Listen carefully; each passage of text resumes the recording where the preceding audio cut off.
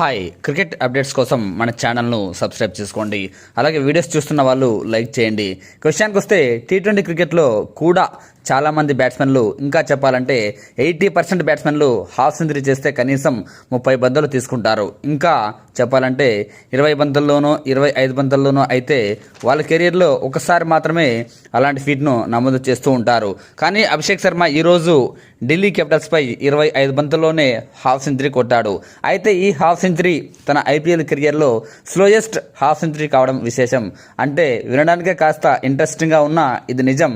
Minimum 200 strike rate maintain చేసే అభిషేక్ శర్మ ఈరోజు match మొత్తం 200 స్ట్రైక్ రేట్తోనే ఆడటం కూడా ఓ అద్భుతం. ఢిల్లీ క్యాపిటల్స్పై అభిషేక్ చెలరేగిపోయాడు. 10 సిక్సర్లు 10 ఫోర్లతో విశ్వరూపం చూపించాడు. ఈ సీజన్లో ఎస్ఆర్ఎస్ మ్యాచ్లు వరుసగా గెలవకపోయినా ఆ జట్టుకు అభిషేక్ మాత్రం మంచి ఓపెనింగ్ పార్ట్నర్షిప్నే అందిస్తున్నాడు. తను మాత్రం మంచి స్కోర్లే సాధిస్తున్నాడు. ట్రావిస్ హెడ్ భారీ స్కోర్లు చేయకపోయినా తను మాత్రం అద్భుతంగా ఆడుతున్నాడు. హెడ్తో కలిసి పవర్ ప్లేలో ఆ తర్వాత కూడా చెలరేగుతున్నాడు. 9 ఓవర్లకు 97 పరుగుల ఓపెనింగ్ అందించాడు. ఆ తర్వాత కెప్టెన్ ఇషాన్ కిషన్తో కలిసి 6 ఓవర్లకు 80 పరుగుల పార్ట్నర్షిప్. ఆ తర్వాత క్లాసన్తో కలిసి 5 ఓవర్లకే 66 పరుగుల పార్ట్నర్షిప్ అందించాడు. ఇలా తన పార్ట్నర్లు అవుట్ అయినా తను మాత్రం ఢిల్లీ బౌలర్లకు చుక్కలు చూపించాడు. 3-4 ఓవర్లు 2 బౌండరీలు బాదిన అభిషేక్ 5వ ఓవర్లో నితీష్ రాణాకు సిక్సర్తో స్వాగతం పలికాడు. 3 భారీ సిక్సర్లతో విజృంభించాడు. ఫామ్లో ఉన్న లుంగి నింగిడిని కూడా వదలలేదు. ఓ భారీ సిక్సర్తో రెచ్చిపోయాడు. ఢిల్లీ కెప్టెన్ అక్షర్ పటేల్ను కూడా వదలలేదు అభిషేక్ శర్మ. భారీ సిక్సర్లతో చెలరేగాడు.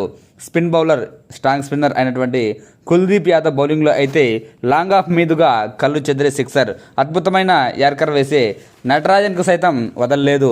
ఫస్ట్ ఓవర్లోనే ఫస్ట్ బాల్కే స్క్వేర్ లెగ్ మీదుగా భారీ సిక్సర్ను తరలించాడు. ఫామ్లో ఉన్న ఢిల్లీ క్యాపిటల్స్ బౌలర్ ముఖేష్ కుమార్ని కూడా వదలలేదు.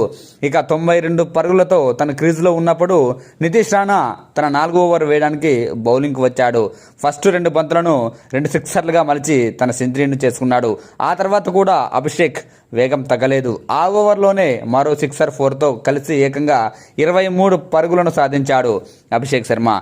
ఈ ఓవర్ మధ్యలోనే కెప్టెన్ ఇషాన్ కిషన్ రన్అట్ అయినా సిక్సర్ కొట్టడం విశేషం.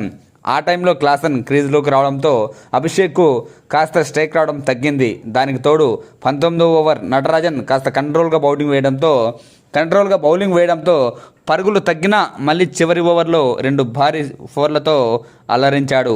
ఈ మ్యాచ్లో అభిషేక్ శర్మ అవుట్ కాకపోవడం విశేషం.